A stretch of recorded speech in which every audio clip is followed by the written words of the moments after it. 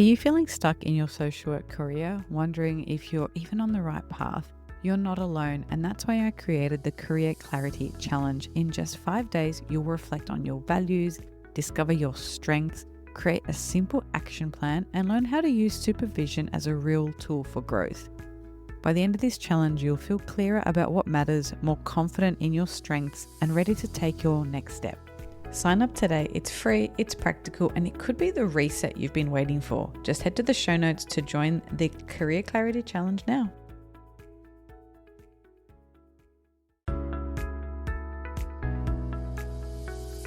Hello and welcome back to this week's collaboration between the Becoming an AMHSW podcast with me, Ashton Hayes, and the Inside Social Work podcast with Me, Marie Vakakis. So this week we're going to be talking about the thing that we should never talk about, and that's money. Oh, not politics and sex. Let's throw those in the mix. I was grabbing out the thing that we were always told in polite society, never talk about money. And I guess one of the things that comes up quite a lot for social workers is feeling guilty about charging money for services. What has been your experience around that, Marie? It is really interesting, and a lot of the resistance I see comes from other people not charging. Okay. Or bulk billing. So it's a very complicated one. I do think we need more funding for mental health care. Mm-hmm.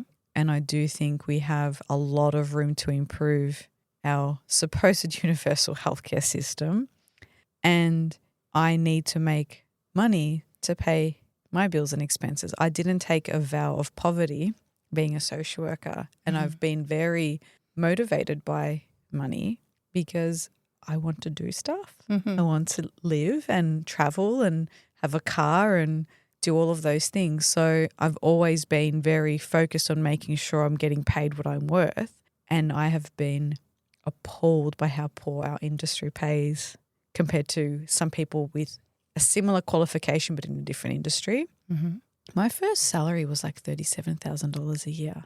Yeah, that's bad. Like, that was absolute crap. That was following 2 degrees and experience and dealing with some significantly confronting and challenging things. Mm-hmm.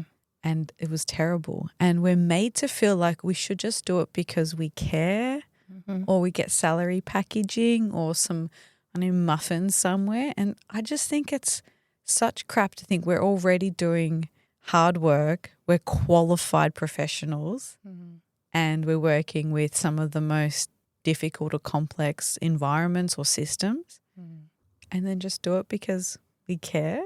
I think it's absolute crap. So moving into private practice was definitely a different mindset shift, and it evolved. My prices went up, and a lot of that work had to come from coaching, understanding finances, overheads, expenses, because it's not simply like, 38 hours a week at the rebate of $82. That's heaps more money than I've ever earned. You don't see 38 clients. You can't. Then you have sick days, annual leave, public holidays. Every day that you do a professional development, you're not getting paid for. You pay for your training. You pay for your supervision. You don't get paid to attend supervision.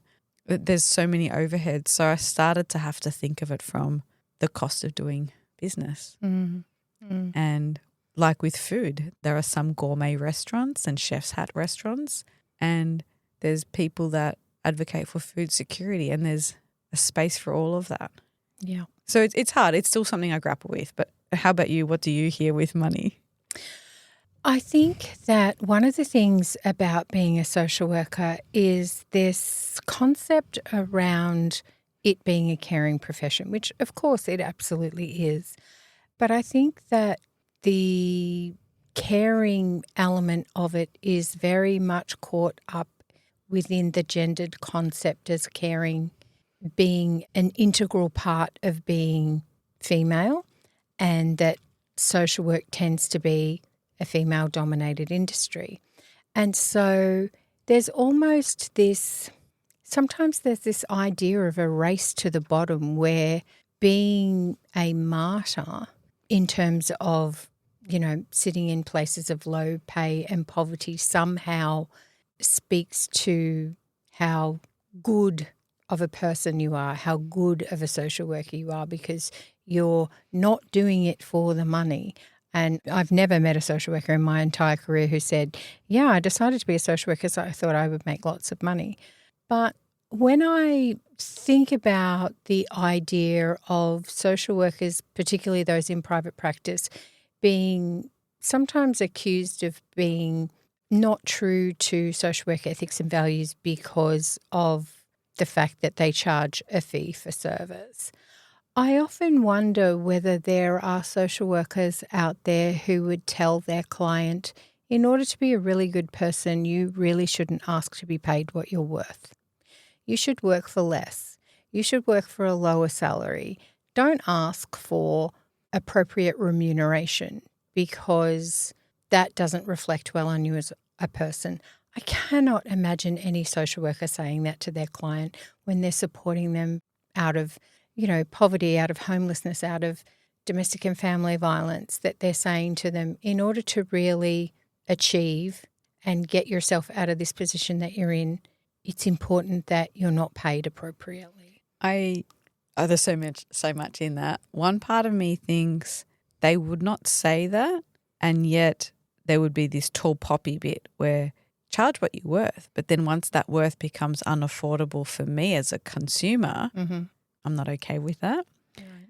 And then I think the other part of working for a lower salary, I think some social workers can be judgy of other professionals getting their taxes done, maybe going to the dentist, working with a mortgage broker, because they are not used to charging their worth.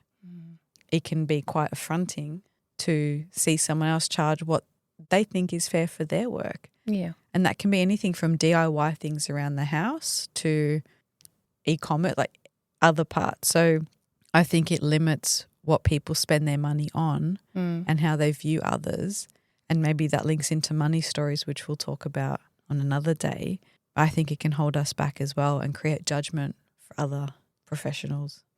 I think it absolutely can. And I remember, there've been times a few years ago now when I would run training for new caseworkers. Now, they weren't all social workers. They came from different disciplines, but some were social workers and some came from counselling disciplines and so on and so forth. And one of the questions I would always ask is, would you be prepared to do this work for free? And most of them would say yes, with the caveat of, but I would need some kind of income. So then the answer is no. You wouldn't be prepared to do the work for free because there isn't any other income source. This is your income source.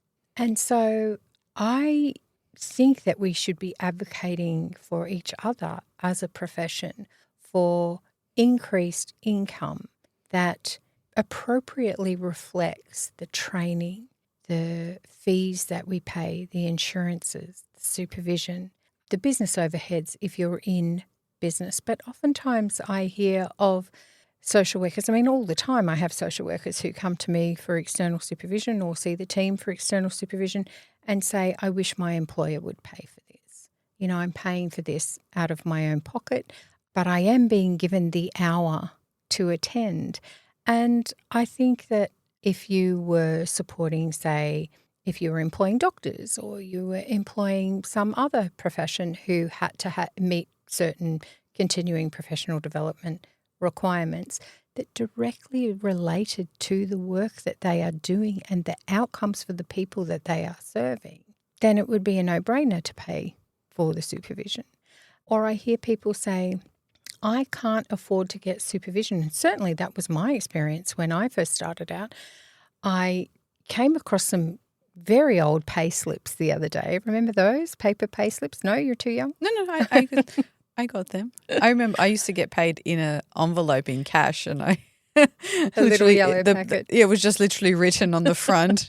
I think my first job was like $6 an hour in a fried chicken shop. So no, I remember pay slips. Oh, good. Okay, I wasn't aging myself too much. No, we're different. We've told people we're different generations, but not that young. And the pay slip, I genuinely do not know how I was surviving on that lower salary. I do. I had 2 jobs. I had to work on weekends while working full time to make ends meet. Yeah. it's that 2-job thing that a lot of people do need to do. They need something else, particularly at the moment in a cost of living crisis. But my question to people is, why would you not charge what you're worth? Where does that come from? And when you are suggesting that others should charge less than what they see themselves being worth, is that part of those money blocks and those money stories that come to us from all kinds of outside influences? And how do we reflect upon that? Because ultimately in doing so, what we do is we begin to see the profession as one that should be paid appropriately. And then we all lift each other up. I love that. So listen, stay tuned, because later this week we will talk about money stories and money blocks. And tomorrow we're going to talk about how we can actually save money when we're starting out. And we're going to share some of our best money purchases, money wins, and biggest blunders, things that we've spent money on that we probably shouldn't have. Thanks for listening, and we'll be back tomorrow. Thanks.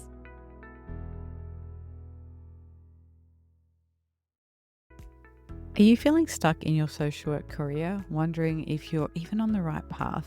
You're not alone, and that's why I created the Career Clarity Challenge. In just 5 days, you'll reflect on your values, discover your strengths, create a simple action plan, and learn how to use supervision as a real tool for growth.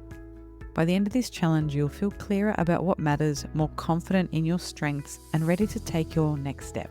Sign up today. It's free, it's practical, and it could be the reset you've been waiting for. Just head to the show notes to join the Career Clarity Challenge now.